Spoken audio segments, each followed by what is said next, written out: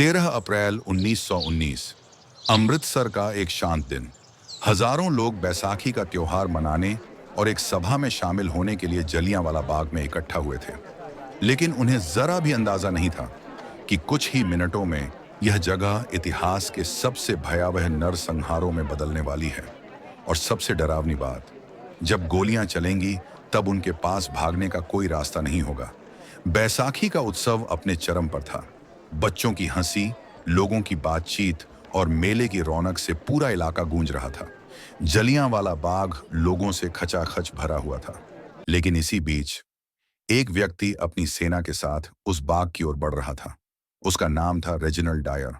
उसे भीड़ को तितर-बितर नहीं करना था। वह कुछ और ही सोचकर आया था।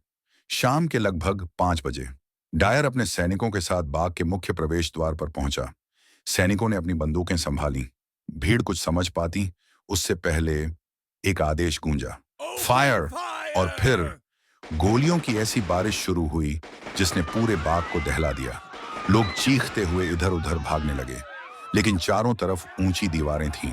निकास का रास्ता बेहद संकरा था। कई लोग दीवारों पर चढ़ने की कोशिश करने लगे।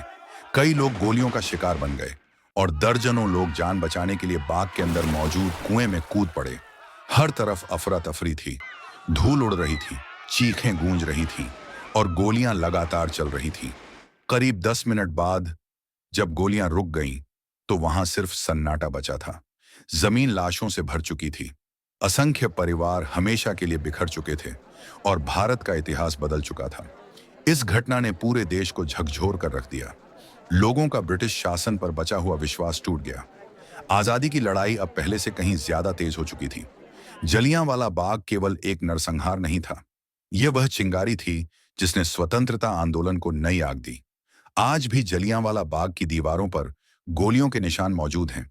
वे निशान हमें याद दिलाते हैं कि आजादी कभी मुफ्त में नहीं मिलती, क्योंकि 13 अप्रैल 1919 को बहा हुआ खून भारत की आजादी की राह में एक अमिट अध्याय बन गया। जलियांवाला बाग सिर्फ एक स्मारक नहीं, बल्कि उन लोगों की आवाज है जिन्होंने अपनी जान देकर आने वाली पीढ़ियों को आजाद हवा में सांस लेने का अधिकार दिया।